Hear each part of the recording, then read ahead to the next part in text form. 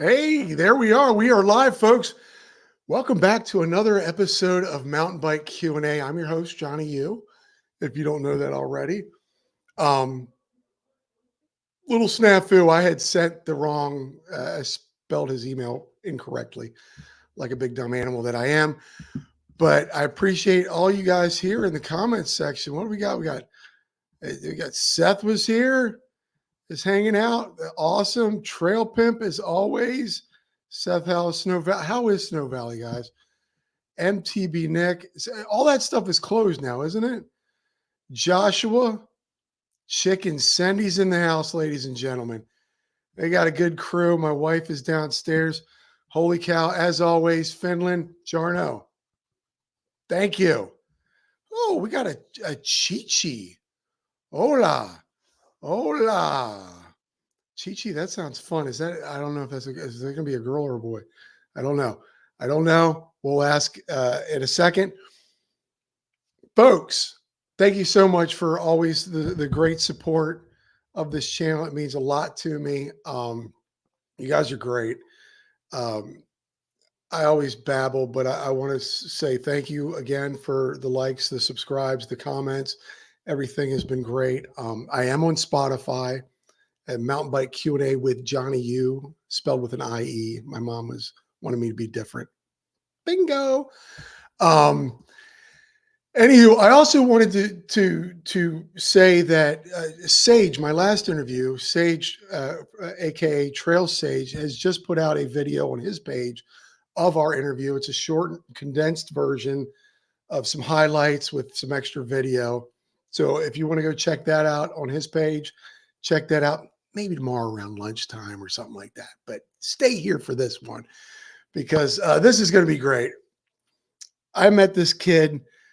We've dabbled on the Instagrams a little bit, but then I went out to Virginia Key a couple weekends ago, and he was going to be there teaching a bunch of young kids how to mountain bike. And when I met him, he's got such great energy, and he was just a good personality. And I'm thinking, I got to have this kid on the show, man. He's going to make me look good. He's going to make me look good. And anybody makes me look good, I'm bringing him on. So without further ado, let's bring him on, Mr. Mountain Bike SENDSEI. I didn't spell it that way when I sent the email. Amaury. Woohoo! What's going on, brother? Everybody? And am I saying your name correctly? Perfectly. Okay. Amaury.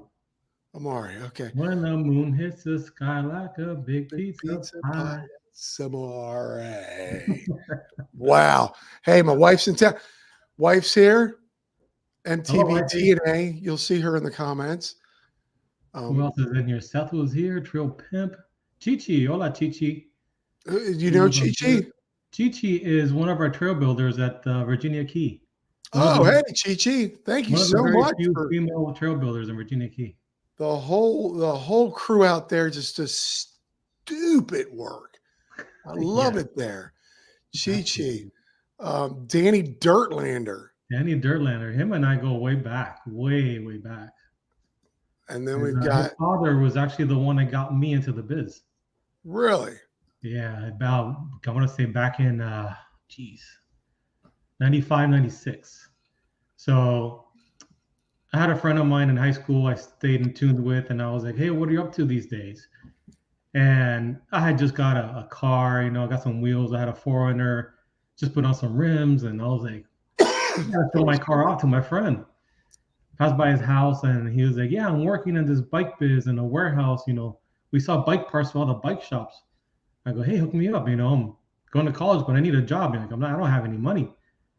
So he goes, I'll hook you up with my uncle. He's really cool, and there might be some spot in a warehouse for you. So sure enough, Danny's dad got me in and got me the opportunity, and I bugged the heck out of him. I was like, what is this for? What is this for? And little by little, I just got to know all kinds of bike parts, and he gave me the confidence, and he's like, hey, I need you in sales. You can hold your own. I want to put you into sales. Holy cow. And I started my bike business and in the biz that way. Back in the biz. In the biz. We got Zaza in the house. Zaza? Zaza's my better half. Oh, that's your better half? That's my better half. I met her. What a sweetheart. Sabrina. Little shredder. Chi again. Yeah, Dirtlander. You're bringing it in. A man's that directly affecting the future of mountain bike. Yes, he was teaching kids, and we're going to get to that. Walter Sioka. Do I you call know? him Tere. Walter. That's another shredder. He's another one of the trail builders in Virginia Key, and another great solid dude. Nice. Thank you again for all those trails. You guys, we're going to get to that. Let's just say hi to everybody. Oh, hello, Mr. Chicken. Fractured. Christina. Do you know Christina? Christina, of course. That's my I call her my cousin, my fam, because she's married to my last name is Cedeno. She's married to a Cedeno, and I'm like, oh, dude, we're fam. There you go. I call her my cousin. Daniel. And Lester's my brother from California. What's up, Lester? Nice. What's going on? Man, you're bringing them in. You got them all coming in. Now, you're a South Florida kid. Originally born and raised in SoCal, in California. That's why. Oh, really? I kind of have a little bit of Cali vibe still in me. But we moved over from California, my brother and I and my mother, back in 1988. We got away from all the earthquakes and all the good stuff that came along with the 80s in Southern California. So we moved to Miami, and we got hit with Hurricane Andrew. Oh, man. So when did you come to, how long, when did you come to Florida? Was it the same year as Hurricane Andrew? No, it was in 1988. Oh, okay. Yeah. So you were just a little kid. Oh, yeah. 14-year-old kid with my skateboard, and my brother and I were looking for places to skate and people to skate with. And we're like, this is boring. There's nobody out here to skate with. Compared to SoCal, it's anywhere and everywhere. Yeah. Where in Miami did you live? Or do you live? Yeah. Miami? Where in Miami? I started in Kendall Lakes, actually. Oh, okay. And then moved over to Fountain Blue, which is near Doral. Yeah. And then went to Pembroke Pines. Nice. Closer to Markham. Closer to Markham. I got to get there. Oh, you haven't been? I haven't been there in 20-some years. Oh, dude. You're in for a nice treat. Yeah, it's a lot different because I've seen a lot of videos, and it's so much different than when I rode there. Yeah. If you need a guide, let me know. I'll tow you around. Nice. I'm going to need somebody to show me. If anybody's in the comments section, or I get you to tow, we can get like a group together. Yeah, I'm in. Nice. So when I met you, we were talking a little bit about, what was I saying? There it goes. I told you my train derailed, and it's been a incredibly long day. And then I have a podcast. I do it to myself, but I love it. We were talking, what was the trail that you first started on down here? Oh my God. I was Olita, as a matter of fact. That's what we were talking about. Oh my. It was Olita. Is that like everyone's first trail? I'm lying. I'm actually lying because the first trail I've ever been on was this off of Old Cutler Road called Old Cutler Trail. And it was just like janky, super technical drop-in fence, and it was just a small loop. And then from there, I went to Olita. Was the Old Cutler one right along the canal? There's like a marina nearby there. Yeah, that's where I keep my boat.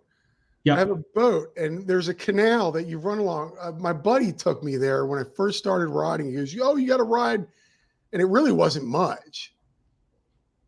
It was like something some kids made. Yeah, it's like maybe like a 2-mile loop, if you're lucky. It's small, tiny. But I started in the mid to late 90s. Started there with the hardtail, fully rigid GT Avalanche. I mean, this bike was beautiful. It was ball burnished, chromed aluminum, no suspension back then. It was just completely just rigid. Cantilever brakes, no dropper seat post. No, I got to be honest with the dropper. I don't even know if I really need it down here. Yeah, you do. You do? You absolutely do. You don't. I mean, it's for what it is. It's for what it was designed for like elevation and all that. you're not going to find it for that. You're going to use a dropper post for the bike angulation side to side and also front to back. So today's type of riding is more about being level on your feet and allowing the bike to freely move underneath you, so you can get a harder lean into corners, and you can allow your bike to pump a lot better underneath you. Kind of like, remember BMX on the seat was always low and the bike can just move around freely underneath you. It's the big boy bike is like that now. You get the dropper seat, you get it out of the way. When you're pedaling upwards, you put the seat up. When you're on the pedals, you put the seat up. For the rest of the time, Johnny, that seat is away from you. And you're on level pedals. And half the time. We'll change that. Yeah, oh man, I got it. Like I said, I've been riding forever, and I think I've been doing it wrong. It's killing me. But then you moved on to Olita. Yeah. Well, how long has it been since you've been to that trail? I'm looking over here. These people are just commenting like crazy. They love you. This is awesome, man. This is awesome. Olita, I want to say, God, I got a story about Olita. So talk to me. The last time we went to Olita, I want to say it was maybe June. I want to say June of this year. Really? That's not bad. It's really not in my rotation, although that's where I began. Yeah. However, I had some friends that came out of town from California, and they were like, "Hey, we're going to Olita. If you want to join us, we'll be there, Saturday." Cool, I'll see you there. Long story short, we had a great morning with them. Couldn't even ride it any better than that. It was just a great day on the bike. We leave the park. I go towards Biscayne, go east, go west towards Biscayne. Mm-hmm. I'm in the left lane, not the turning lane, but the furthest left lane before you go into the left turning lane. We're stopped in traffic. There must be like 15, 20 cars in front of us. And all of a sudden, like a minute later, but we're stuck on the red light, we feel a boom. And we're like, what the? Look at the rear mirror. We got rear-ended by a guy trying to make that left. And he was like trying to squeeze in between the rack and again to that lane. Oh. He smacked us, and I'm like, oh, great. So we got that, had to call the cops and had to get a ticket and all that good stuff. And finally, we got, luckily the bikes were fine, just a little bent rim. The rack was, has a little bent to it, but it functions just perfectly fine. If you don't have a one-up rack on your vehicle for a hitch, I highly recommend it. They're just one of the best racks out there. It's just, it takes a beating. It loves South Florida weather because it's aluminum with stainless steel hardware. It just doesn't rust. And those things they're lightweight and they work great. One tray on the front wheel, one tray on the rear wheel. It's awesome. Super simple. Now take me back to Olita. I started out there and it was like, it wasn't really a big part of my rotation anymore because you kind of graduate, if you will. I don't know, how are the trails back there now? I mean, you said you went there in June. Are they? Olita is a place. Still? It's really rooty over there. Who's that? It's really rooty over there. Yeah, that's why they call it Root Lita. Like Carlos Galvez says, Root Lita. Yeah, Root Lita. What's up, Carlitos? What about Rainier? Carlos, to kind of give I don't want to sidetrack too much, but Carlos is one of. And Carlos, sorry to put you out there, buddy, but just appreciate your work. So Carlos is one of the guys that started Markham trail building, worked his butt off on the back end without really saying much, and just really helped out with the South Florida community on Markham. So thank you, Carlos, for that. That's wow, you got a lot of builders climbing on this chat. Yeah, and Carlos left. He went to Georgia now. Now he's over, really dealing with elevation. Thanks so much. I got to get to Markham, but we're on Olita. Yeah, so Root Lita, right? Root Lita. How's Root Lita these days? That's the nickname, Root Lita. Johnny, honestly, Olita's going to give you a lot of technical riding, slow speed technical riding. Really? So if you want to learn, how to ride over roots, if you want to learn how to really just hold your line, how to hit those roots, perpendicular instead of sideways and losing your front end. How to handle the rocks and allowing that bike to move up and down freely, like underneath you. that is the place to learn. That is the place for beginners. That Yeah. is the place for intermediate and advanced riders. It's boring for us because the flow is really not that much compared to Markham and some of Virginia Key and other places. However, you learn a whole lot there. I mean, it'll step up your game on Yeah. the bike handling skills. Oh yeah. Yeah. That's where I started. And I was on a hardtail. I had a Cannondale M300. Wasn't even a mountain bike, but I put a rock shock on the front with 80 full millimeters of travel back in the day. And you really do learn your skills there, and then you move on. But I've been thinking, I want to go back, maybe do a video of like where it all started. You should. Where it all came about. Man, I can't keep up. I don't know about you. I can't keep up with all your fans, man. Look at this. How Got to it. Carlos? Carlos Ochoa. Oh yeah, Carlos Ochoa is so him and I go back when I was in the working for City Bikes. I used to work at a bike shop in Pembroke Pines, and City Bikes is more road and triathlon, and the Pembroke Pines store is more for mountain bikes since they're close to Markham Park. So yeah, I know Carlos from there, and he will drop in by the shop, and solid dude. The guy's part of the heavy hitters, jumping guys. Heavy hitters, yes. Yeah, he's part of that crew. Steady Shreddy. Steady Shreddy's another builder at Virginia Key. He's Chichi's boyfriend. Yeah. What's up, Steady? Going backwards on these chats and going back to your SoCal days, did you ride in SoCal or were you too young back then? So when I was growing up in SoCal, I did more kind of like street BMX, goofing around on driveways, jumping off of curbs and that kind of stuff. I did see a lot of guys like building like illegal jumps, but I never had the balls to go and do that. I was just too young, and I'm like, no way, it's just too big. But once I moved over here, I did go back and visit my family in California. I did go back with my bike. Matter of fact, that one. I'm one with the Yeti. Took it over there and had a lot of good times in SoCal. So there's a few good places that near my cousins where they live and my aunt to ride, and also while you've been also to Sky Park. Went there last year. That place is amazing. The crew there is amazing too. Oh, that place is ridiculous. It's a different kind, and we'll get there. You do the Olita, and is that where you first started falling in love with it all, or? No, actually, it was at Old Cutler. Old Cutler, and then you moved on to Olita, and then you. Yep. Where did it start traveling? Where did you start? Did you do the Amelia? Virginia Key's a little old too, but it's a lot. Virginia Key began in 2011, if I'm not mistaken. Yeah. That started with a 4-mile loop.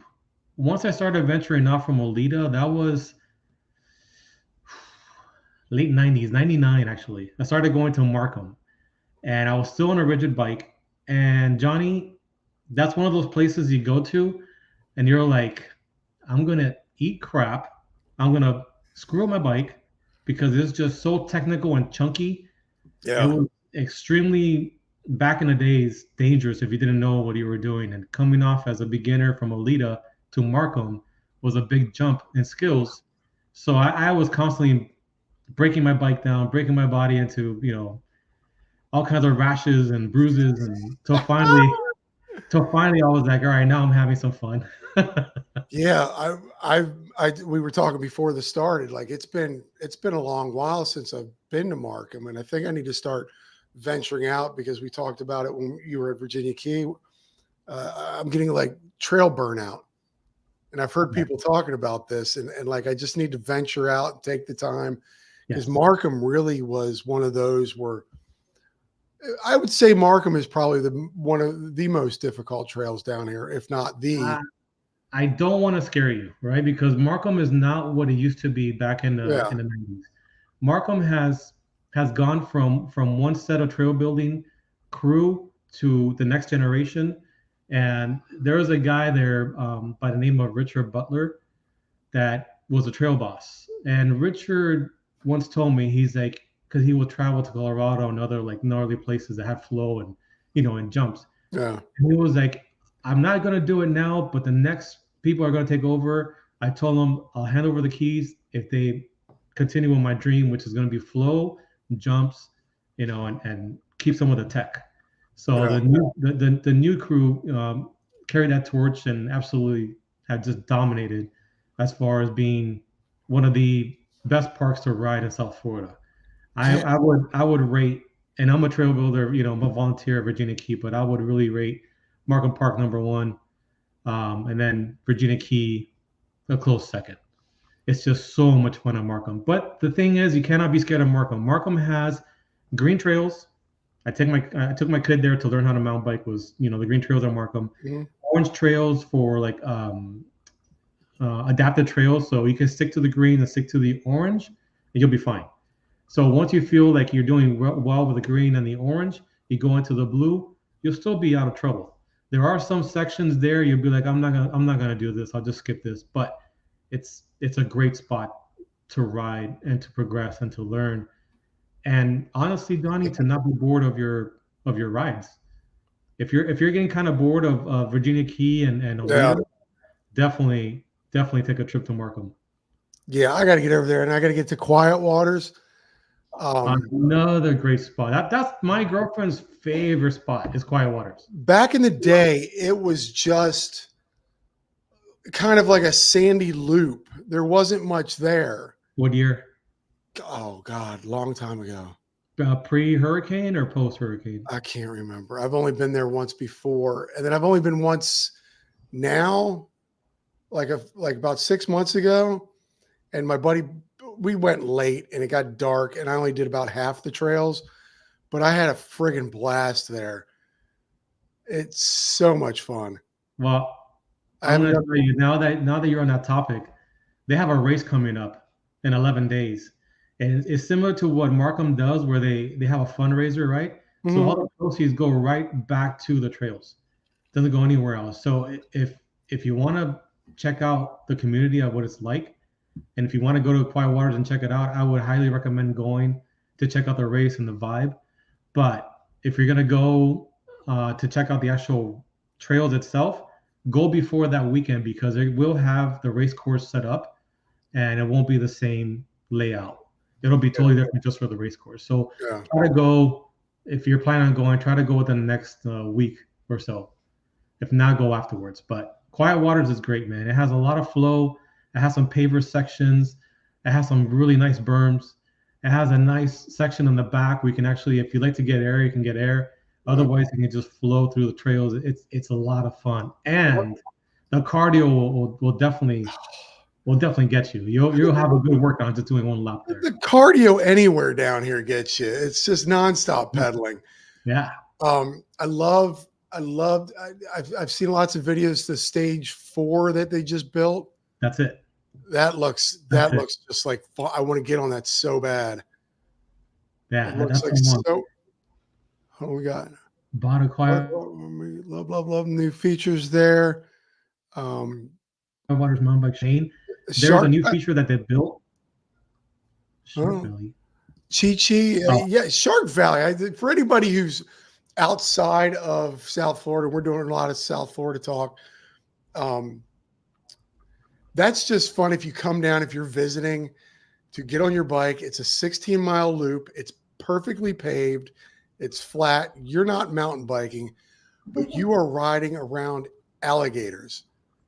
Like literally alligators basking in the sun on the pavement, and you actually have to ride your bike around the gator.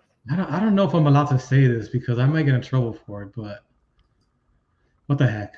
So at the tower, there's like a big open space, and you can park your bikes there.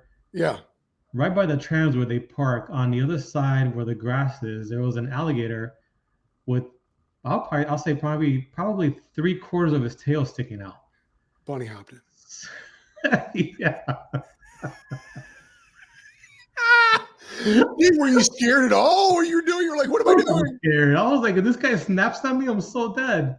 Oh my God. The fact that you just, oh, I love that bunny hopping gator. So I went back on my guys, you got to get this on camera, just, just as proof. So I went and, did a fast turnaround and I just got some speed. I'm like, all right, you got to clear this. You got to clear it. Don't hit him. Don't hit him because you're dead. Don't hit him. And I got my front wheel over. I'm like, okay, I think I cleared him. And I just pulled the rear end over him. And I was like, yes. I looked back. I'm like, yes, I did it. So, oh, man, that's funny. I'm not sharing that proof because I will get in trouble. You're like, I'm not doing that. Oh, she's got pictures. Fractured rider. What is the pedaling you're talking about? Yeah, fractured riders is in Finland, ladies and gentlemen. It's 4 o'clock in the morning or something like that there. Nice. And I love their lifts over there. It's like a little thing, a bar you hold on to. Yes. And you ride your bike up. That's so cool. It's so cool. No gators were harmed. Thank you, Zaza. No. So you're bit by the mountain bike bug, right? This is kind of your thing now. It's my passion, Johnny, honestly. It is something that has changed my life. I can honestly tell you that I met some of the greatest friends, lifelong friends through mountain biking. I share the same story from many others. They'll tell you the same. And I mean, I met some absolutely wonderful people through biking, and it keeps you out of trouble, man. I mean, honestly, it's, it seriously keeps you out of trouble. It keeps you, I don't know about you, but it keeps me centered and sane. It's something that I can be having the worst day. I just go out for a bike ride. I'm like, oh, I don't know what kind of day I was having before, but I'm having a great day now. Yeah, just getting on a bike. Oh yeah. I always hashtag pedal therapy. Pedal therapy as in Scott, or pedal therapy just that's what it's just pedaling. It clears I think everybody in the comments say, anybody who's ever going to watch this agrees, is that being on a bike for people like us, it's just the clearing of the mind and the just being at one. You're only, watching 10 feet ahead of you or whatever. It's just a beautiful thing. Damn it. So question for you. When you say 10 feet in front of you, is that how you ride? Do you ride like looking at your front wheel? No, like okay. I look at where I'm going. Okay, good. I know. I never look at my wheel. God, no. I look way ahead. Believe me. Okay, good. I got to see where I'm going. Although with these, again, I've been riding the same trails for so long. I got to get to something new. Holy cow, dude! You've got New Zealand in the house. So my brother Danny is in here too. He says, I like that pedal therapy. So pedal therapy that you mentioned, that Johnny, it is what it is, right? But also, I asked you because I have a friend, Scott. He's in Arizona, and when I did my level 1 certification, he was my coach. So that's when you mentioned pedal therapy. I'm like, oh, are you referring to like the coaching business, my friend Scott's business? Because that's the name of his business, pedal therapy. Oh wow, no, I always hashtag when I post a picture or video. It's pedal therapy. It works, man. Awesome. It is. Kaz in the house, riding bike now, clearing the head. That's great. Neat.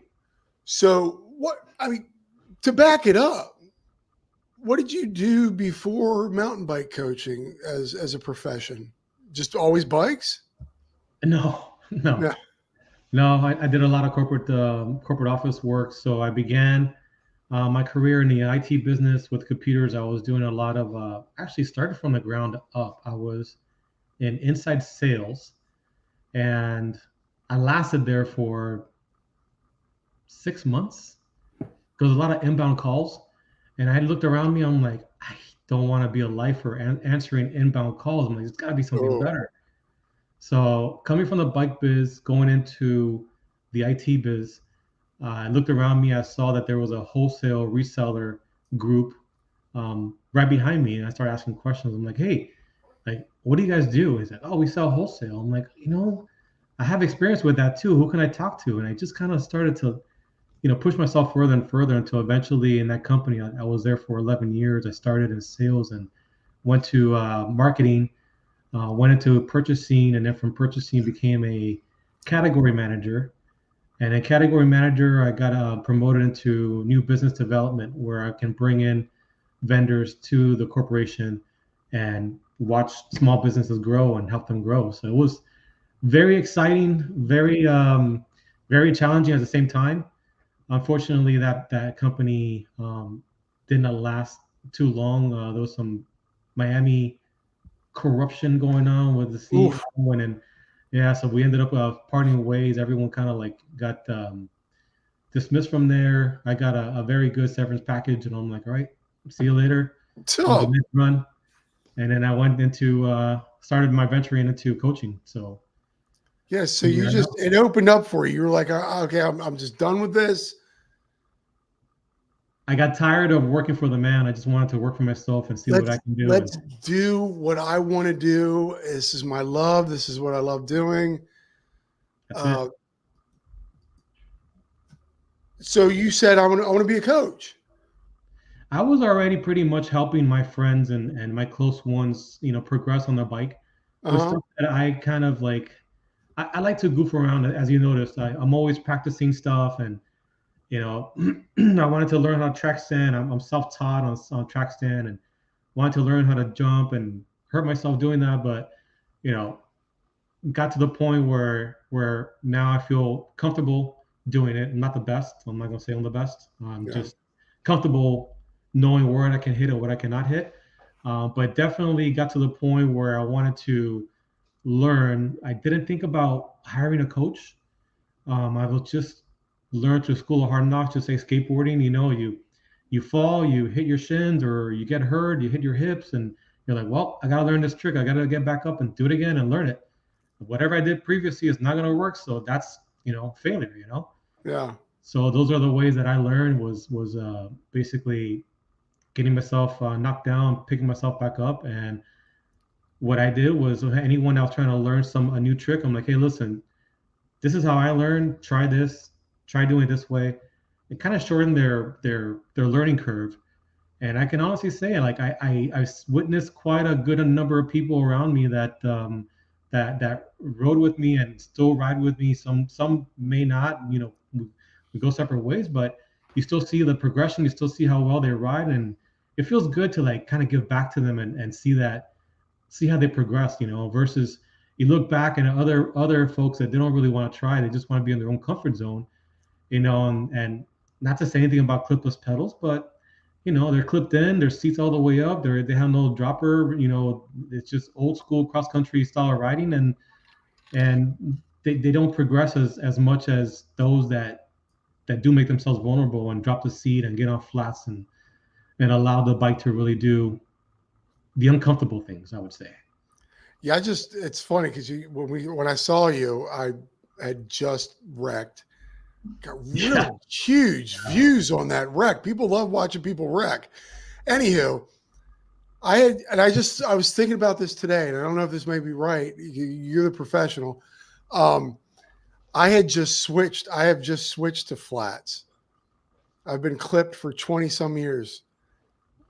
Went to flats. I think what I'm doing is when I feel like I'm about to fall, I'm so used to being clipped that it quickly jerk out that now I think I'm overcompensating because I'm not clipped in anymore and my foot isn't landing where it's supposed to be and I'm landing way off to the side. So was that like your clip out foot, like your favorite clipping out foot?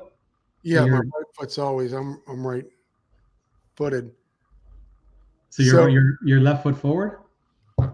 I'm left foot forward, right foot. Nevertheless, I'm right-handed, so my right foot always came out first. Okay. But So it's funny, I think I'm overcompensating when I'm so used to twisting and unclipping that so now the reason why I those are fell is things that my leg that went out too far. what's that? I think my leg went out too far the last time I fell, and I missed the one log and fell off that squirrel catcher. Idiot. I'm glad you're all right, Johnny. Honestly, I I'm really am glad you're okay. Is that I'm fine. that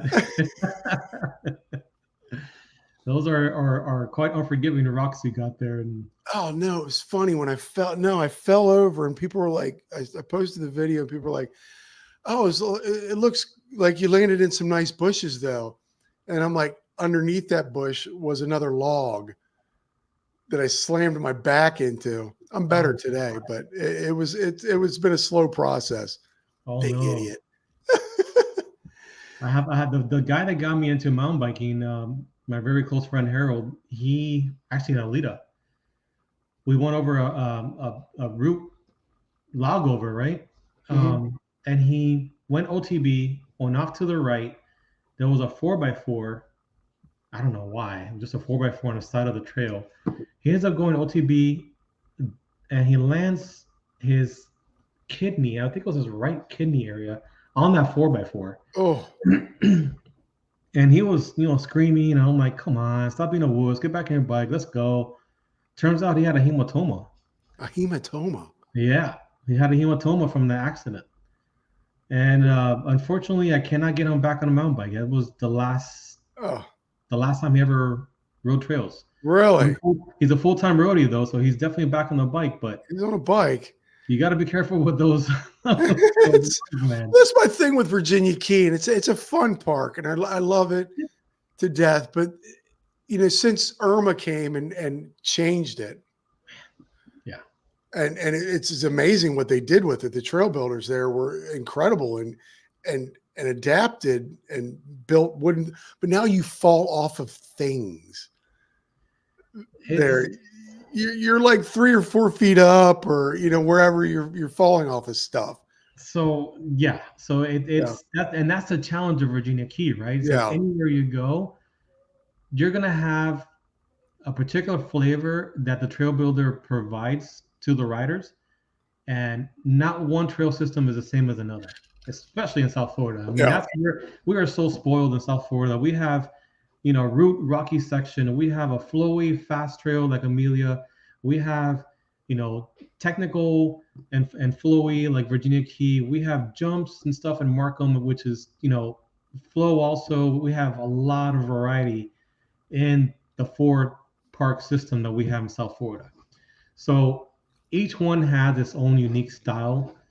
Virginia Key, you're right. You have some sketchy spots that you're like, well, if I look for a lander here and put my foot down, I'm gonna fall off the side. yeah, Those are things that you gotta. If you're not familiar with it, you have to really just as they say, pre-ride, re-ride, and free ride.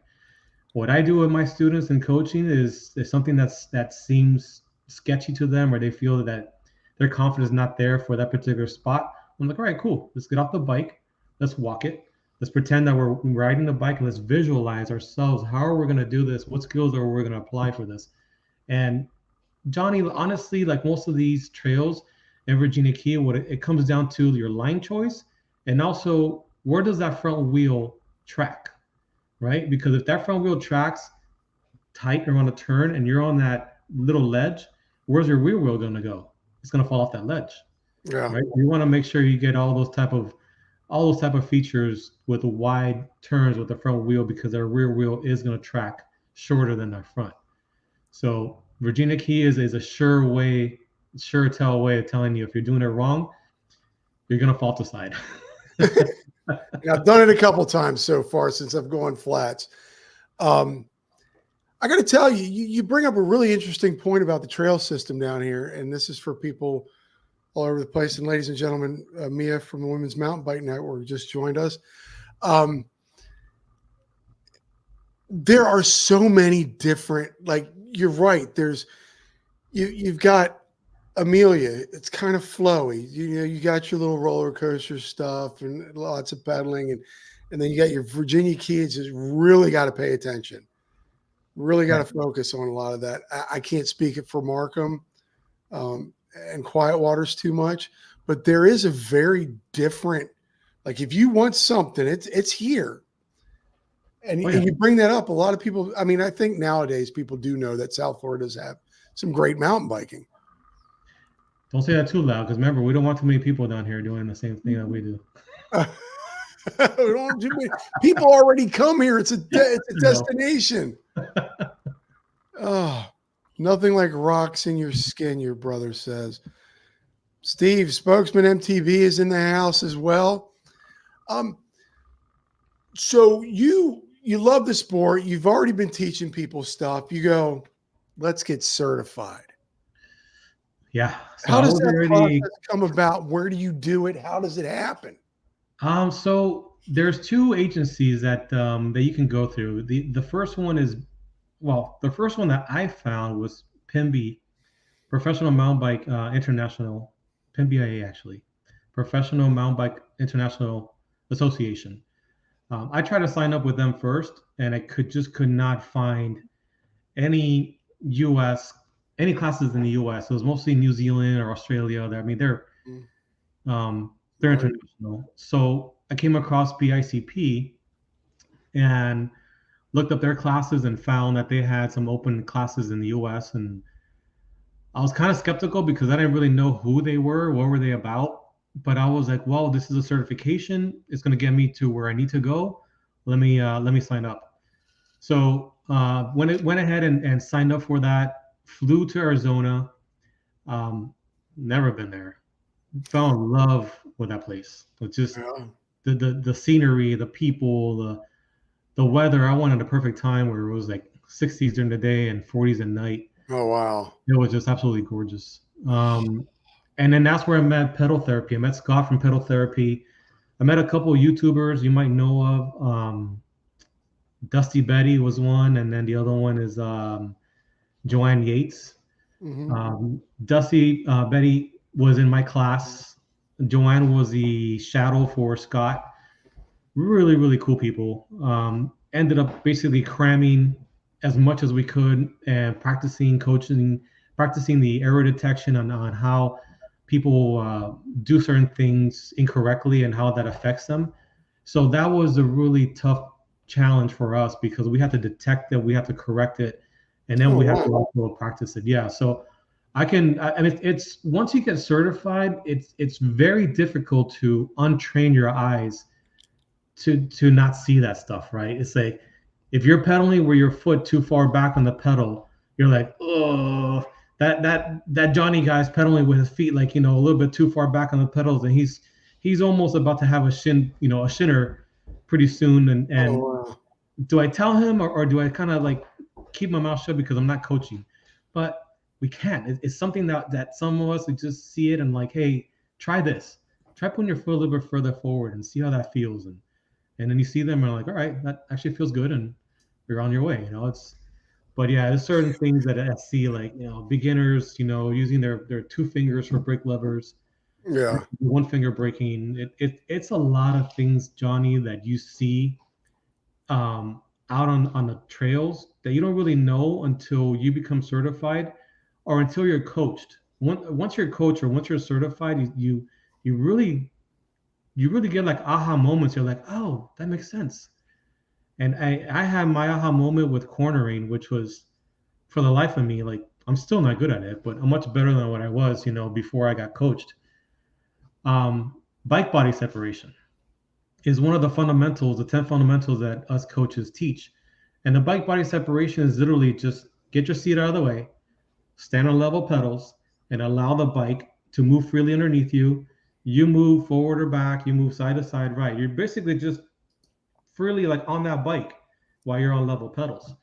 So one of the things that we were practice a lot was bike body separation, and I'm like, I want to learn how to corner, and if I don't get this bike body separation side to side, I'm not going to be able to corner like I want to. So I don't know if you ever heard of Fat Tire Festival. We ended up going to Santos Fat Tire Festival. I want to say it was in I think 2020. I have heard of that. Yeah. It's just this big camp, shindig of mountain bikers, anyone and everyone, like from racers to beginners to shredders to kids and families. It's a great place to be for a 3-day weekend. Long story short, we went to Santos and we did the epic ride, which is like a 50 mile ride. We cut it short to like 40 miles on trails. And I was with my friends, and my friend's dad had just got into trail riding. And I'm like, I don't want to ride at my own pace. I need to ride at his pace. So I'll let them ride in the beginning. I'll go towards the back and I'll sweep. I just want to make sure I practice on my, my bike body separation and just see how it feels like on the turns. And I kid you not, I must have been like mile marker 30. And all of a sudden everything just clicked. Where that bike started to grip, I started to be like on the opposite side of the bike. It's just going. I'm like, woo, yes, yes. And everybody's like, what's wrong with Amaury? And I'm like, I just got it. I got the bike body separation and the I corner. got it right. It was an aha moment, mind blown. I'm like, I can't believe I finally felt it. But I've been coached and it's just those side knobs on the tires gripping. That bike is leaned over and you're thinking, I'm going to crash. And the bike's like, nope, I got you. And you come out of that turn and it's exhilarating. It's a great feeling, man. It's a great feeling when you finally go, oh, I've been doing it wrong and now it feels so right. Not wrong because not wrong, but you know what I mean when you're doing it properly. Not even then, because a lot of people still, they race and they're on their seats and they're pedaling through the corners and it's cross country style. But I wanted to get away from the cross country style of riding. I'm more into like the mountain biking, the real mountain biking style of riding, the fun. I'm not here to go from point A to point B as fast as I can and get a Strava time. No, I want to know how hard can I turn on this corner without using brakes. How much can I pump off this root system and get speed without pedaling? How far can I go here? And all these little challenges that you do and just tell yourself. You don't really say much about it. You just you're experiencing all this by yourself on the bike while you're in a group ride or while you're by yourself. And some people may look at you and be like, that Johnny guy, he's a show off. Look at him. He's always just but it's not the case. It's literally you practicing your skills and you seeing what feels right, what doesn't feel right. Let me experiment and practice my foot a little bit more mid-foot instead of how I normally feel. Let me instead of having my elbows tucked in, let me put my elbows out and see how that feels. Oh, I feel more stable on the bike. Yeah, cool. So those are all things that, if you start to experiment on the trails with that mentality, you're going to progress. You're going to progress on the bike. And more so if you hire a coach, your learning curve is just going to be that much shorter. It helped me. And I've been riding for 20 plus years. And once I went to Arizona, I got certified and I got coached. I'm like, wow, mind blown. Absolutely mind blown, because I thought I was doing it right. Yeah. Turns out I wasn't. I was just doing it wrong for many years. I'm afraid to get a coach now. I've been riding for 27 years and I've been doing it all wrong. But I've been having a blast. I can tell you, what do you call it? Like drops, right? Drops that are maybe 12 to 14 inches or so in height. I wouldn't roll them. I'm like, just lift the front wheel and just send it and, land to flat. So then one of the skills was, how to do a roll down. And for the life of me, I didn't know how to roll a drop. I didn't know how to was the proper technique, the proper body position. I was just like, yeah, just send it. Just get that front wheel up and just land to flat. So I failed that skills clinic, and the coach put me up there. And he's like, you know what? This is what you're supposed to do. Visualize it.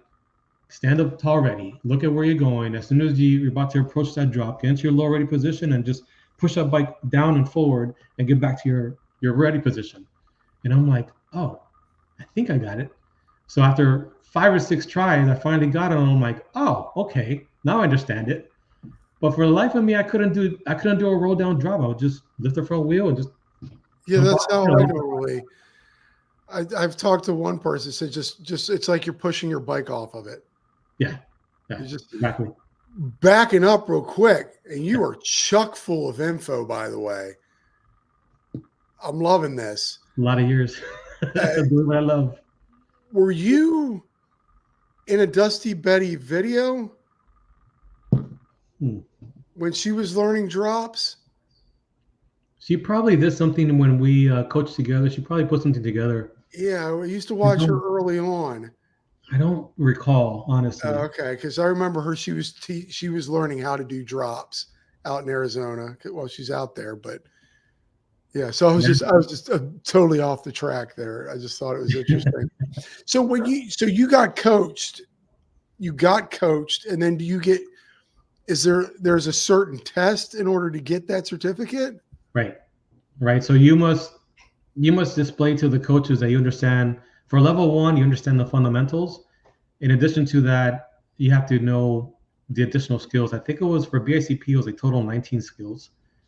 And you have to know all the 19 skills, what the keywords are, how to correct anyone that comes in and is not doing it properly, how to correct it, how to detect those errors and fix them so they do it right. Because Johnny, I don't know if you know this, but if you don't have the fundamentals, you won't be able to learn how to progress into the intermediate and advanced skills. The fundamentals are everything. Yeah. That's your stability, that's your balance, that's your your core building blocks are your fundamentals. A lot of people look at fundamentals, especially us guys, and we're like, no, I'm too good for that. I don't need that. But you'd be surprised, like I'm also part of Ninja coaching. So in the Ninja coaching classes, you'll see the fundamentals, and people will come in like co-ed, husband and wife.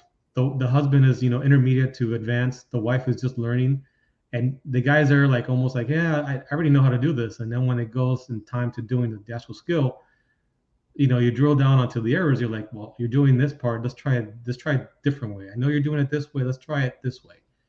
That feels weird, yeah, but that's the correct way of doing it. So it's great because it's something that you can build upon, and once you drill down into your fundamentals and you really get them down right, it's great. Now the part of BICP, like they can get assigned, they'll say, hey Johnny, I need you, to do 2 fundamentals, but in addition to 2 fundamentals, you'll have 3 other skills that you need to pass this test. So know the keywords, know how to error detect, and how to teach it, how to speak in a group, and take it from there. So you'll go and you'll think that these guys are going to come in and do everything right, but the coach is teaching the other coaches, do this wrong. Let's see if the coach picks up on it. Do this, and you're going to do this wrong, and let's see if that coach picks up on that. And there are times where we cannot detect it. We're like, what are they doing wrong? Go back and do it again until you finally pick it up, because they're not going to give you a little for come test time. They're going to be like, oh, it's okay. We'll just give you a certificate. It was difficult. Were you humbled by that? By it? Yeah, absolutely. I mean, you went in there and you're like, I'm a rider, man. I ride. I'm good. No, And no. then, I came in there with extreme vulnerability. good. And as a matter of fact, true story. In my level 1 BICP certification, while we were coached on day 2, we were given an assignment to get a skill and teach the skill. But we had just come back from lunch, and I'm like, I need to go to the bathroom so bad. So I go to the restroom.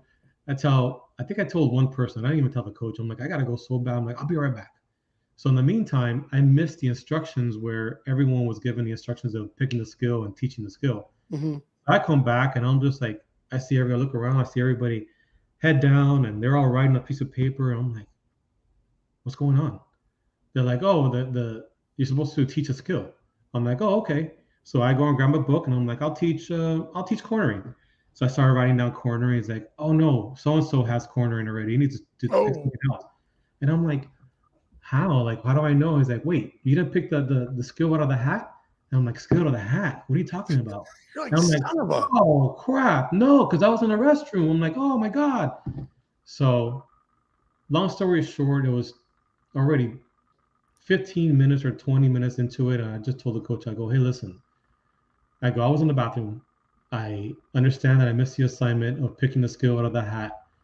Let's do something just to see how good I am as far as understanding like what I've learned. You guys are the coaches. I'm the student.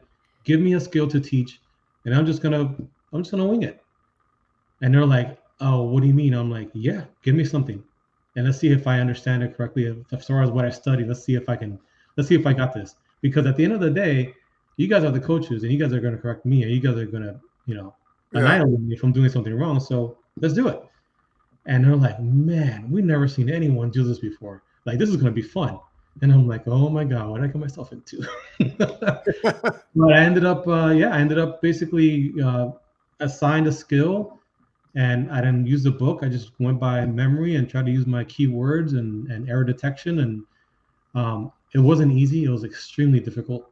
But it was, it was something that I learned that, you know what, if you don't put yourself in that vulnerable part of mind and stage, you're not going to grow, especially, in front of coaches, which I put myself in that spot because I was in front of two great coaches, and I was surrounded by, student coaches that were also like, we had each other's back. So it was something that I probably would do again once I go for certification. If I had the chance to make myself vulnerable, absolutely. I mean, you learn so much. If you come in with an open mind and you say to yourself, I know how to do this, but let me see if I can learn it how they're trying to teach me, you'll learn, you'll progress so much better. I came in thinking I knew certain things, and boy, was I wrong. I was Yeah, wrong. that's what I was getting at. Yeah. When you went in, you were like, "Oh, I mountain bike." Nope. Nope. I got learned. Oh yeah. Oh, and it was you walked away.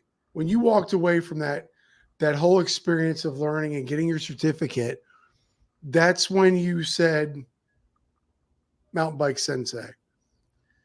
No, actually, No. no. So I didn't even know. I didn't have a name.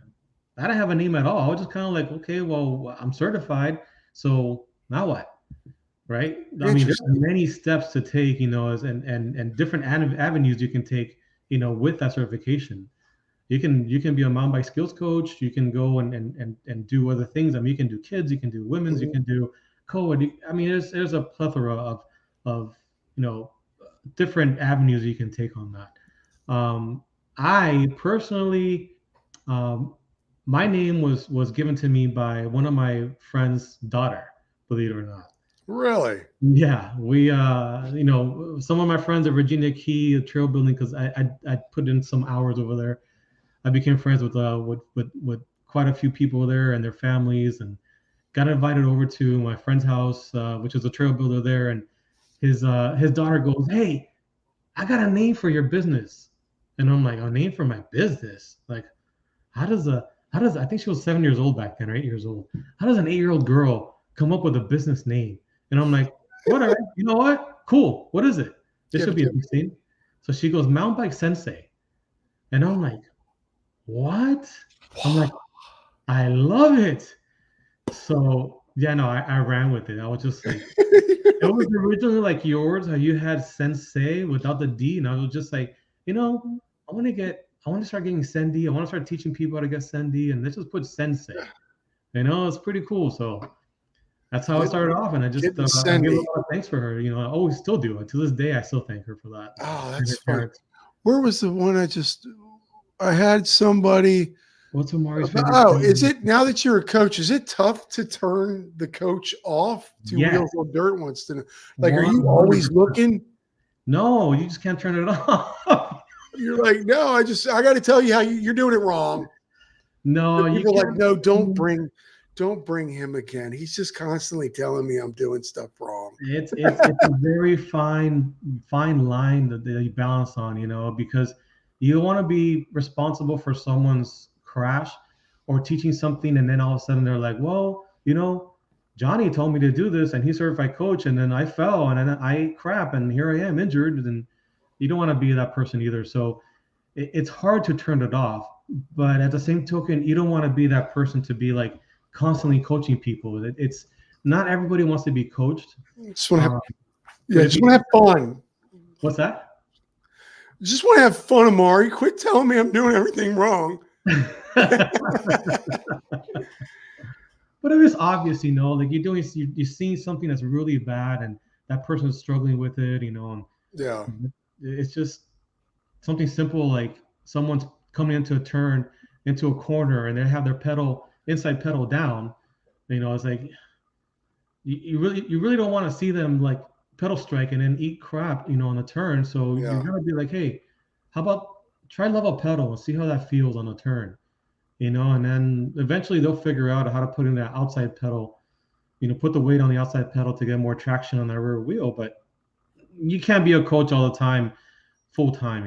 It's Yeah, but you know what's great about this community? What's great about this community is that we do listen, and we do not everybody. allow like that. Not everybody. We do allow, like, again, some people are like, come on, just let me ride.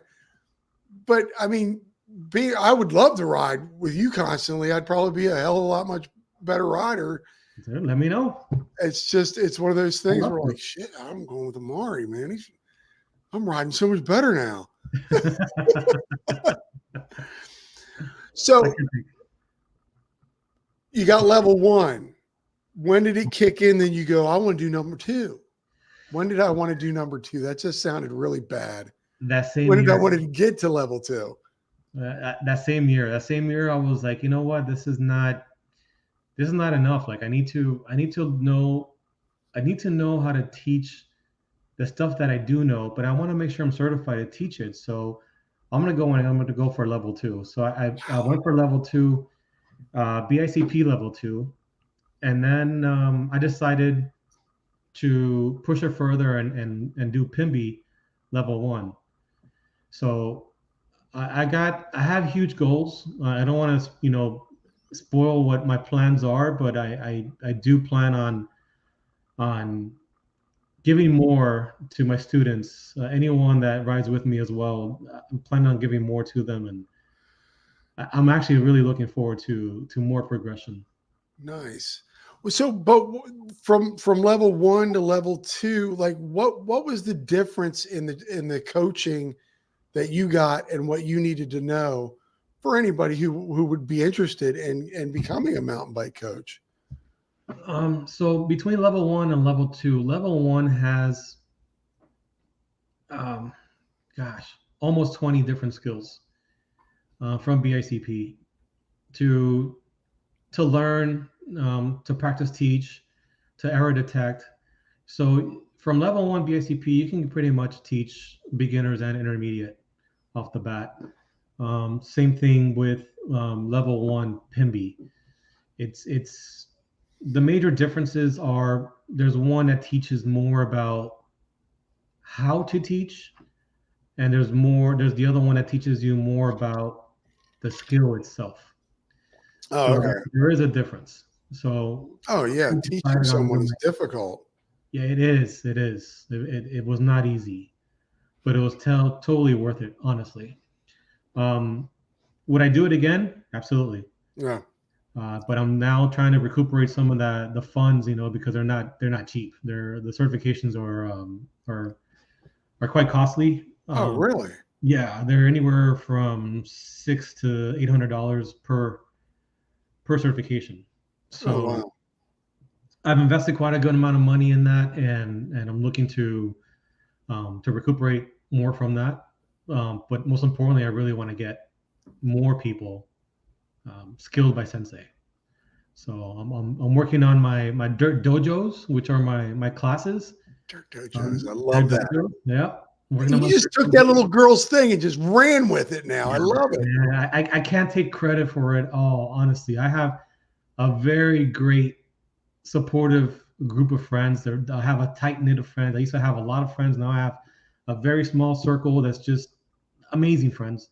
Yeah. So very supportive. I have that over there that one of my friends did for me as a logo. I love that logo. It's incredible. It looks really good. It's just things that, I cannot do it by myself, and I cannot take credit for it. I have a lot of people to thank, and they know who they are. My better half is one, my family.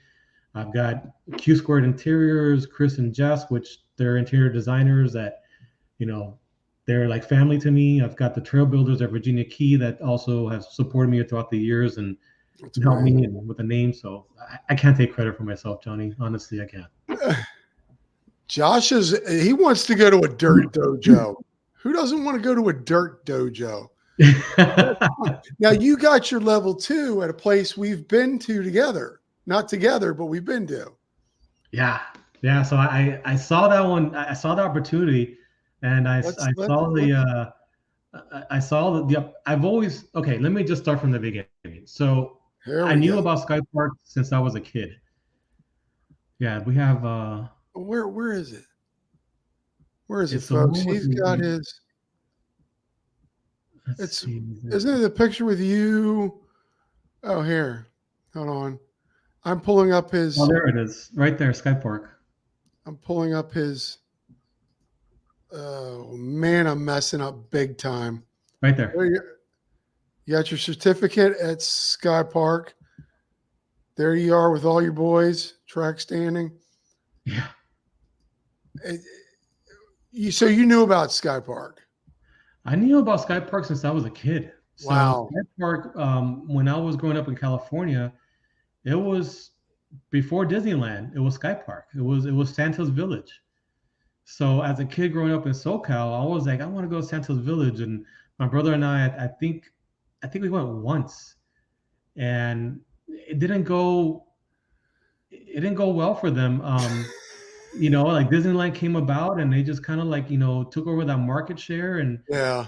and as you know the story, I mean, it was just abandoned, and Mike, the Oh, owner there now, basically took over. He's like, "Hey, I want to make this just a dedicated mountain bike park, and it's a pedal park, just pure mountain bike, and build it up and hire a crew and make it what it is today." And I saw the opportunity of doing my level 2 at Sky Park, and I'm like, I think that would be really cool to do my level 2 at Sky Park. I've always wanted to go. I've always wanted to ride it. I'm like, I came in with a thought that I was gonna be coached and certified and riding the trails in Sky Park. wow. Boy, was I wrong. I borrowed my girlfriend's full face. I come in there with the full face helmet on, and all these guys are looking at me like, who is this guy? Really? Yeah, I'm not even part of the crew. Like everyone that's doing that course, they were all Sky Park employees. I was the only goofball in that group that was not part of Sky Park. But they put it open and they needed one more person to fill in the requirements of attendance. And I fortunately for me, I signed up, I got it, and I became certified. And I can honestly say I met some of the best folks that run that place as riders, shredders, certified coaches. I met, Brando, I met Barry, I met Eric over there, Christian. I mean, all these guys are just phenomenal dudes. Great with kids also, and open up shop with their own coaching as well. So they're certified at Sky Park. They do their own thing on the side as well. And some of these guys are just some of the people that can't even Yeah. hang on to their wheel. They're just straight up great shredders. I mean, Okay. they ride every day, Johnny. Every single day they ride Sky Park. Yeah. Imagine that. For me when I got there. I knew I was meeting a lot of people that I've met through this crazy little thing that I've been doing, but just it's so different from what we're used to riding here. And I had an e-bike, which made it awesome. Uh, Mr. Uncaged Joey Yates got me a YT Decoy Core 4. So I'm pedaling up. It's a pedal up for people who don't know. It's a pedal up.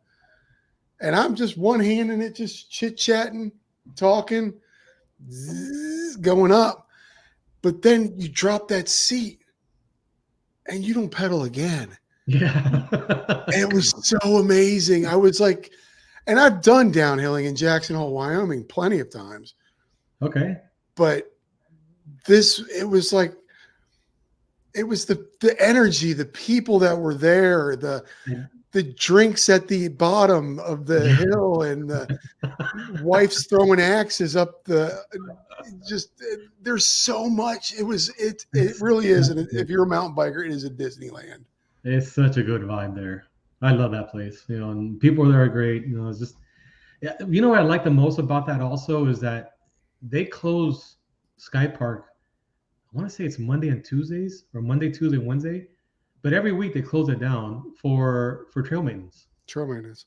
Yeah, so it's pristine every single time you go there. It's pristine because these guys are constantly, working on something or maintaining something or watering down something, and it goes to show like just the work that they put in there. It's phenomenal. I love that place. It's very underrated. They're probably gonna get a lot more attendance because of your show now.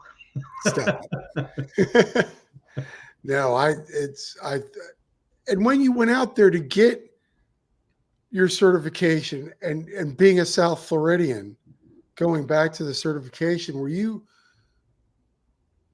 kind of like, oh, I'm not used to this, or 100%, 100%. So, mind you, this is like after doing 2 solid days of coaching, right? And then Mhm. a third day, it's like literally like you're exhausted. So I told the boys, I'm like, hey man, I came from Miami. I've been dying to ride Sky Park. I want to go today. It was after class, and they're like, I know you want to go. We're all for it, but let's shoot for tomorrow. And I was like, oh, kind of bummed out, because I'm very limited on time, and I really want to check out Sky Park. But I'm glad that they told me that, because I was tired. Everybody was exhausted also, and that's exactly when you don't want to ride and push yourself, is when you're tired. So we went the next day, and I was still pretty tired and exhausted and uh, sore from just coaching, and just doing all the skills, and my legs were sore, believe it or not. So we ended up doing Sky Park. I went with Brando. He told me in, and gosh, could not hang on to that guy's wheel. And I'm looking at these jumps and all of these features, and I'm like, oh my god! yeah, It just, and I went on my tall boy. I ride a Santa Cruz tall boy beautiful. over here, and it took that bike, which a 130, 120, 130 travel, and you know, just bottoming out on the hits, and I'm like, what am I doing? This is insane. So, like riding brakes and getting an arm pump and just being a total chicken head about stuff. I'm just like, oh, shouldn't be doing this stuff. But I Yeah. ended up going down Arrow, which was an awesome trail. Ended up hitting some tables also with them and a local friend of ours. He has a barber shop there now. But yeah, it's a great spot. I want to go back and spend at least a good 3 days there to really give it justice, because going for one day and going after you're tired is not, it's not ideal. It's not really that safe either. Yeah, riding tired. I always just that's when you know you should stop. Right when you Yeah. start going, I'm tired. But So I have a story for you regarding riding tired. okay, let's do it. Um, I again, during one of the Fat Tire festivals, I went to LFI Fat Tire Festival, and uh, the group that I was with, we arrived there Thursday, so we ended up riding Thursday. We did a Thursday night ride. We rode Friday morning, Friday afternoon, and then we did another night ride Friday night. Wow. So we get word that Friday evening that Seth from Seth Bike Hacks was in town and he was at the festival. So I was like, I know him from Virginia Key. He was involved in Virginia Key doing some filming there, and I got to meet him. I know Seth. I don't know him like, oh, he knows me by name, but Yeah. we know each other. So I like to link up with him and see if we can get like a ride together. So I found one of the trail builders at Alafaya. I go, hey, I understand that Seth is in town. Do you guys have anything set up as far as a group ride? Or he goes, yeah, as a matter of fact, we do, but he does not want a big group ride. He wants like a very intimate group ride. The trail builders, maybe a couple other guys. If you want to join, I know how you ride. I've ridden with you before. I'm confident with you. Just pick another guy and meet us out here at the trailhead at this time. To just, don't be at the main part, because he doesn't want a lot of people finding out where he is. Yeah. I'm like, cool. Long story short, we rode. We ended up hammering from the get-go because he's filming. So come lunchtime, I'm like exhausted, and I'm like, I'm done. Like I'm like, Seth, dude, I'm sorry, man, but I know you want to do some more filming, like after lunch, but I don't have it in me, man. That's I'm fair. calling it a day. And I know my body. I know what it's like, and I know what it's like to push. And he's like, Amaury, he's like, dude, I would really appreciate if you just show up and just for filming. You don't have to ride, but let's just go. We're gonna hit up Gravitron after this. And Gravitron at Alafaya is like this little the jump area, right? So it's like a Yeah. 6-foot drop into a couple gap jumps, and I ended up going for it. Despite all the warning signs, I crashed, got back Ooh. up. I got back after the second jump. I got it, and then the third jump, he's like, "All right, let's do a 3-man train. Hey, let's get it on film." I was like, I'm so tired. no. By this time, I'm ready. Like, let's go. Oh, now you're ready. Yeah, now I'm ready, and I ended up getting a demo set of wheels from Atomic. I remember that carbon set of Atomic rims on profile hubs, and I'm like, cool. I have a bike that can take the abuse, right? I ended up crashing on that third jump. The guy in front of me grabbed quite a bit of brake. He hits the wall, and I see him crash in front of me. And I'm like, oh crap! So instead of landing on the other side, I ended up just grabbing a handful of brake. I ended up nose casing the actual gap jump. Oh. So I landed on my. I put my hand out instead of rolling out of it. I put my hand out, and I have a nice little scar here somewhere. Yeah, somewhere. Snapped your my collarbone. Snapped my collarbone. I have a plate and 7 screws there now, and that's I can say I did something for Seth for his channel. He took one for you, Seth. Yeah, he knows it. He has it on his Patreon YouTube. Oh my God. And you can say you're less than 6 degrees of a separation to Seth. You're riding with him. Yep. Yeah, it was fun. It was a great time with him. He definitely. I've been there a couple of times. I love it over there. That's amazing. So, get your certification number 2. You were like, now I'm all in. You started coaching. How did that business come about? How do you market it? How did you get it out there? How have you been doing? The first client was actually the one that gave me the mountain bike sensei name. She was my first client. A parent was like, "Hey, I want you to coach my daughter," and I was like, "I'll be honored to." So it started with her, and it turned over into more people. I'll practice coach with my friends. Figure it's a win-win. My friends need some help with the with their skills. So let me coach them and let me practice also coaching a group setting. So started doing that, and then little by little, I started to notice that I need to get myself official. So I created the MTB Sensei Instagram page. I started picking up more clients, and that's where we are now. It's going steady. I just need to get a little bit more business side of things going. I got to get my website finalized and get a calendar for booking. So slowly but surely we're getting there. That's the goal. Now, do you find because there are coaches out there, I've interviewed coaches, and you're another one I'm interviewing. Do you find that there are people that actually need it? I mean, we all need it, but there's a market for that? Like, we don't have enough coaches. We definitely need more coaches. Absolutely. Yes. There's so many beginner riders like joining the mountain bike sport, and we're just literally, they need to be coached. It's just too many people are getting injured, and we really want them to love the sport, right? Versus, oh, I had an injury, I fell off the bike trying to be a mountain biker, and it's not for me. So we want more success stories. We want more people out there to mountain bike, love the sport, and continually grow the sport.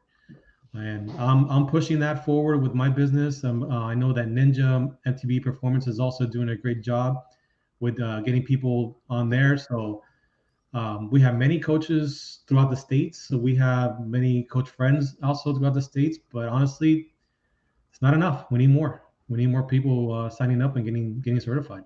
I guess a better way for me to say it is there a market for it, or do you recommendation? Like, I didn't have a coach. There's tons of people that don't have coaches. I would probably love to be coached on a lot of things that I'm doing wrong for 20 some years. There is a need for coaches. Oh yeah. I mean, for Absolutely. just for safety reasons, I would think. Absolutely. Safety, liability for the parks also. Parks are getting sued, unfortunately, by people when they know in fact that they're signing up for, something that's going to injure them. Unfortunately, we've had one case at Olita where someone sued Olita and they won, and that's not, it's not something that we as a whole group of mountain bikers want to be doing. We know what we signed up for. We know it's a dangerous sport. We know we're going to get injured. We know we're going to fall. We're going to break bones. We're going to, tear ligaments. It's part of the sport. Doesn't mean that it's someone else's fault because they built, trail system for you to enjoy, that it's for you now to go and sue and trying to make money off of that. That's not how things roll. So yeah, it is a dangerous sport. We are signed up for the adrenaline rush, and then we're definitely signed up for the fact that we get to the other side of of that risk where that reward is fantastic, and then we go the next day, we go for a ride and do it all over again, right? So it's something that us coaches try to minimize as much as possible, right? We don't want those liabilities. We don't want people crashing.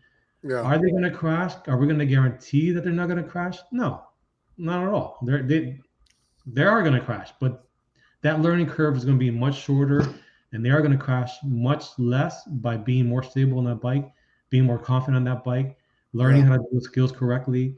Yeah, for sure. That's what the coaching is all about. Do you almost want to think that trail systems would almost offer or advertise, kind of like post your sign everywhere, just so people know that, like, hey, you getting into the sport or been into it and want to, like, I always feel like it's almost it's a positive thing for trail systems to promote you guys, to get you out there, so they don't have these people suing and going after trail systems. It's almost like, SENDSEI is, you're getting into the sport, try this guy out. You might want to learn. And I love to teach. I love to teach. That's something that for me that's just natural. Honestly, I have a lot of patience. It's something that I get made fun of by my family because my patience is so. It's a long time being patient. So for me it benefits because I'm patient with my students, my clients, and it benefits them. Nobody really wants a coach that's impatient and yelling at them. Yeah. I'm very, very patient, and I see things, and I try to put myself in the rider's shoes and say, okay, what, is it a confidence thing? Are they in their head? Are they mentally ready for this? Are they tired? These are all things that we need to look at, right? Especially in a group ride. So you do a group ride and you're looking at people's faces on the stops and like, how's Johnny doing? Is he red in the face? Is he huffing and puffing? Is he okay? Is he drinking water? Is he having his boot jumps? Does he have gel? Or did he have a terrible night before where he didn't even have dinner? Or is he not hydrated? These are all factors that affect you on the bike. So yeah, it's a lot of moving parts that us coaches look at. I think it's almost beneficial. What I'm getting at, I guess, better words is, it would be beneficial for trail systems to offer coaches or to advertise and to promote, because right, it would get more people in the saddle and more people confident. You know what I mean? I just feel like what you're doing is so good. I didn't even know about mountain bike coaching until I started this page. I didn't know that was a thing. We're definitely working on that. I had no idea. That is a very good point you bring up, and that's something that we're working on the back end. And we are working with certain parks. There are some little challenges because you have state parks also, and they have with some state parks you have an actual dedicated bike shop. For example, Alafaya has a bike shop attached to the state park. Mhm. So they're a concierge. So anything that goes to the park must go through them. And we also have something like that too at Markham. We have UBC at LFI. We have Bike Box at Markham. So those are things that you need to um, work with as far as getting into the park, and they do absolutely need more coaches. It's just a lot of riders that go into the parks, not enough coaches in there to really teach them, but they do a good job. They have on hand trainers and coaches, certified coaches. I know UBC has one. Bike Box, actually Tito is the certified coach there, and I believe he's got another one in there also that is certified. I'm not sure if he is certified or not, but there's a couple coaches there. So yeah, definitely a place that that MTB Sensei is looking at, is to get working with more parks and get more education as to how they benefit from that too, not just MTB Sensei, but also the park and also the business in there. Yeah, So yeah, I didn't know. I didn't know about mountain bike coaches. And that's a thing. And I think more people need to know that if they're sending their kid, which I'm getting to, out there to ride, that there is somebody. You got your football coach, your baseball coach, your soccer coach. There is a mountain bike coach as mountain bike sensei, um, which leads me to Virginia Key. Now you donated your time for this cause or this little great day. What's involved in teaching a kid? I know someone, Marty, I think from uh, where are we, Marty? Way up there. Octodad was saying, is it tough to teach kids how to climb or something? Are kids the most they, difficult ones to teach? they are difficult because their attention span is so short. So You haven't met me. yeah, Well, yeah. it's you have to really know, like, who you're dealing with, right? Is it anywhere from 6 to 12 year olds. It depends on who you have. I have clients that are kids, and it depends on their age range and how much time I have of their attention. And another time, I just gotta make it fun and say, okay, well, break time. Let's just go have some fun and do something like, let's see if throw this branch over there, and let's see who can hit this target type of deal, and just make like a small challenge. And you got to make it fun for them, or get squeaky toys and play with the squeaky toy with the bikes. It's you got to be creative. You got to be creative. But That's great. I love teaching kids. I love being around kids. It just helps you. It feels like you're a kid again. It's great. And Virginia Key, we did a Take a Kid mountain biking day there. I chose to work with them again this year. I gave literally, like, I did a pro bono. I didn't charge any single kid there for my classes. It's I created amazing. an Eventbrite page, so people can sign up. The parents signed up, and I was trying to keep it very intimate, so I can have a little more hands-on coaching with the kids. But it turned out to be, majority of the kids are on the front trailhead. One of the trail builders was like, "Hey, are you ready? I'm bringing the kids over." I'm like, "Wait, hold on a second. I have like 6 to 8 that are signed up." He's like, "I'm bringing them over now." I'm like, "Oh, okay." So we did the skills clinic, and it was a group environment. I think we had about 30 to 35 kids there, and everyone had a great time. I had a couple of spills. No one really got hurt, but everyone had a great time. All the kids had a smile on their face. We hit the trails after that. We went to the trail containers where we had barbecue afterwards, and we had a water gun fight. It was a great Sunday. The volunteers did a phenomenal job in putting that together. And Max Cycle also. It was such a great event. I came out to ride, 1 and 2, to meet you and to be around this event and to showcase it. And I thought it was just incredible that, like, how many kids came out. Yes. That was amazing. I mean, for you to be able to control that environment. I couldn't do it by myself. I had help. Now, as a coach, do you find it extremely rewarding when you see a kid conquer something Oh that yeah. they I may mean, have control? I mean, what inside? What's that do for you? I yell for them. I'm so stoked for them. It's That's like amazing. I feel like I did it. It's like when they do something, I can't help but just scream for them. So I remember the one that gave me the MTB Sensei name. She did a log over, and we did a visualization, and we're like practice. Going through here, and then you're gonna pick up on your front wheel. Once you get over, push the bike down, and once she got it, it was she was kind of like pretty cool about it. I was the one screaming about that one. I was like, yes.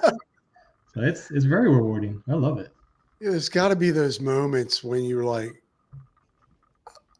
I broke through. I've helped somebody. My teaching has affected somebody. That's been going on for years, Johnny. It's not just when I got certified. I've been doing that now for. I love teaching. I've been doing it for guys since I was a teenager. I've been helping people Wow. just be better. So that's what I love doing. So it's kind of like in you. Oh yeah, it's in my blood. Absolutely. So that part when you were getting your certification, it wasn't like when they taught you how to teach, you were like, I got this part. Because teaching is not easy. I can't teach anybody anything. I'm a professional photographer and editor, and when I get told that I had to teach somebody, I would freeze up. I don't know how to. I just know how to do. I don't know how to explain it. That is the part where one of the certifications actually really helps, right? They teach you how to teach, because I didn't really know how to teach like in a group environment, and I would get nervous. But once the one-on-one, if I know you, then it's for me it's natural. But a complete stranger and then more in a group environment, oof, that makes me super nervous. But Really? oh yeah, yeah, yeah. Oh yeah. It just not everyone can get in front of a group of people and start speaking to them. It's very nerve-wracking. But once you start doing it, you start going over certain hurdles, and you start being more comfortable and more comfortable, and then before you know it, you're just like, it's nothing. It's all in your Yeah. head.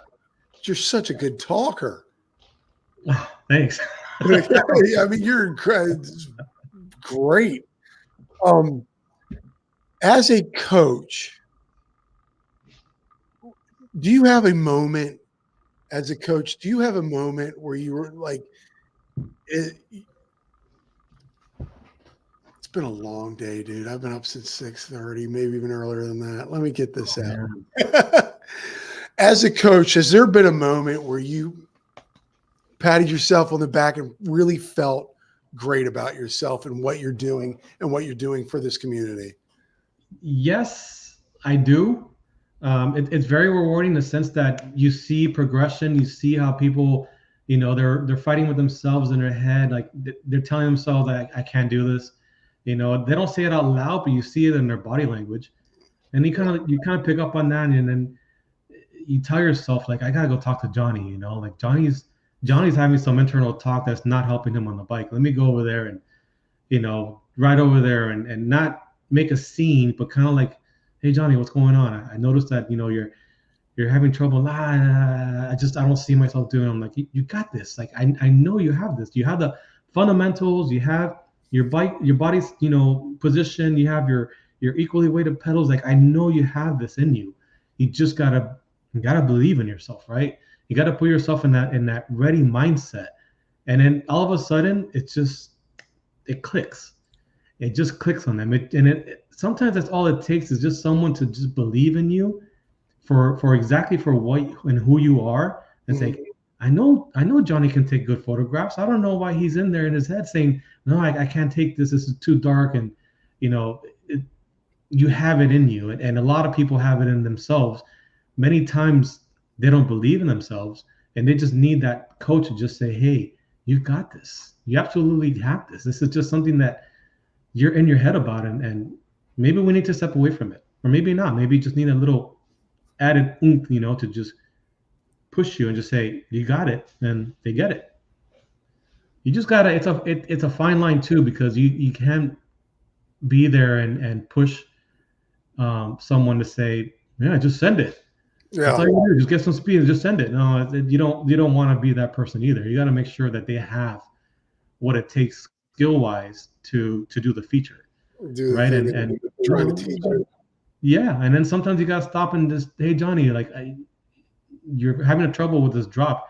What's going through your mind? And is it a thumbs up type of deal or is it a thumbs down where there's no way I can do this?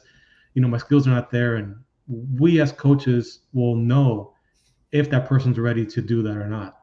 If we see that they're not stable on the bike and they don't have control and they're just wobbly or just coming in with one Mhm. pedal down type of deal, yeah, you're not ready for it. You got to go back to your fundamentals and regress them, and then once they come back and they're ready for it, then progress them into the skill. So it's a lot, Johnny. It is. I'm not gonna say it's an easy thing to do. It's not easy, but it is possible. Yeah. I'm a perfect example. It's very possible. So It there are depends. moments you've had clients where you've actually, and here's a question. uh, How many sessions as many as, God, I can't get this out. I can do it. As client, if I were to hire you, do I hire you for a day or do I hire you for a few weeks, or how does this all work as a coach? I mean, As feel I if feel you comfortable or if you hire someone for just a day, it's not it's pointless? not it's Yeah. pointless. It's not worth it. You really got to know, like, for example, the next two clients that I have, I have some questions for them, and I asked them, like, what are the challenges that that the kids are having. What are they good at? What are their strengths? What are their weaknesses?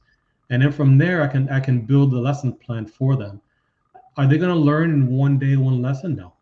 There's going to be, if they want to learn how to corner, I got to do fundamentals. I got to do certain building blocks to get them to stabilize themselves, to eventually get them into the cornering.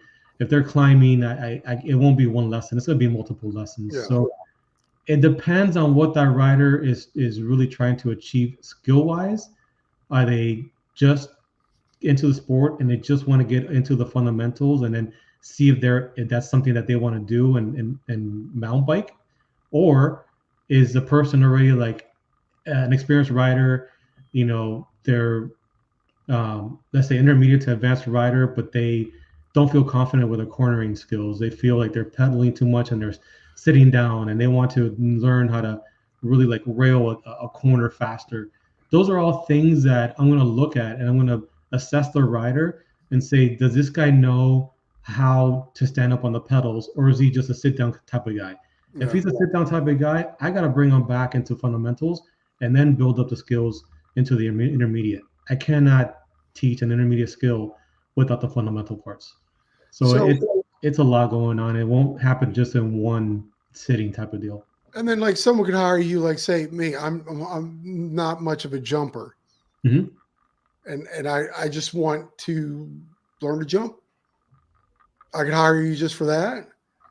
Like, You can. It will, again, but it will not be something that will be done in one oh day. no, not for one day, but I'm just saying I could hire you Oh yeah, for absolutely. specific. For a specific skill. Yes. You can hire me for, if you're looking for just to do drops and jumps, you can hire me for just drops and jumps.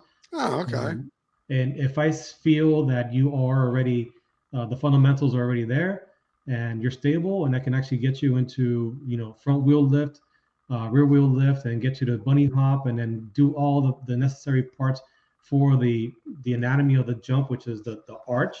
And yeah, absolutely, I'll get you there. If it takes one lesson, to get you there, great. If it takes you 3 lessons to 5 lessons because you're just totally new to the sport, and I want to make sure that you're a little more stabilized and you're going to be hitting stuff and actually getting to the other side quicker and safer, yeah, definitely, definitely. I have learned so much tonight about coaching, and it's just been amazing to hear your story and how you got to there, and your passion for it and giving back. It's been so much, and I didn't realize, like, again, I knew nothing about, I mean, I started 27 years ago mountain biking, That's great. and I just can't believe, I just think it's incredible. There's so much that goes into it. I'm fascinated. I'm fascinated by your story, and this is why I wanted you on. It's you. When I met you, you were such a good talker, and talk. You really were, man. I had a great time meeting you, Same. No, and then that it was actually an honor. I mean, just when I saw you, I was like, "Oh, Johnny," because I knew it was only a matter of time before we bumped into each other, and I've been wanting to, like, I wanted to meet you for a while. oh, I stop it. still owe you stickers. Oh, I I want still owe them you stickers. stickers. So, No, I remember you texting me when I was going to Sky Park or DMing me. However you call. Ladies and gentlemen, I just have to mention Mark Hill. The segment is here. My boy Mark Hill. He's the one who took me to Sky Park. oh, nice. He's the one who I hopped in his car and we went and fell in love with the. Wouldn't that be great if we met out in Sky Park? Oh my God. You need to let me know what time, and I will definitely be there, and Let's just I'll back have it the up, crew dude. join us Let's just and tow us in. back it up. I'm, I'm I'm going down with. crazy. I don't know what you're talking about. I'm going to take a second. I'm going to let you go back to your life. Sky Park again. South Florida boy. All of a sudden, I've got. I don't know if you've ever heard of these guys called the Trail Dogs. I've got No, Isaiah. They're sick. All I just saw was a bunch of whipping, jumping, and whipping everywhere. I got another guy behind me pushing me down. And this is the first time I ever went down one of these trails. I don't know what's in front of me. No I one's know. calling anything out. That's so okay. So you need an actual. We need to go back. We need to Yeah, go back. I'll make sure that we have the proper guide and the proper guys, and you'll see that the person that I went with, and he's an employee there, and he called out everything. He'll say, "We're gonna go down this trail. Expect this, this, and this, and the next one we're gonna come across this turn. It's gonna come on here," and he calls everything out. So it's we need to plan it, Johnny. yeah, that's We how need my to buddies we used to ride down here. We'd go dirt. There's dirt up ahead. It's just we've been riding these trails for so long. We all just know we're like dirt rocks. There's a rock up over to the left. But yeah, I'm let's meet up at Ride and Shine next year for the next gathering. okay. Um, Right and shine, baby. um, dude, I'm just so great. This has been such an amazing chat.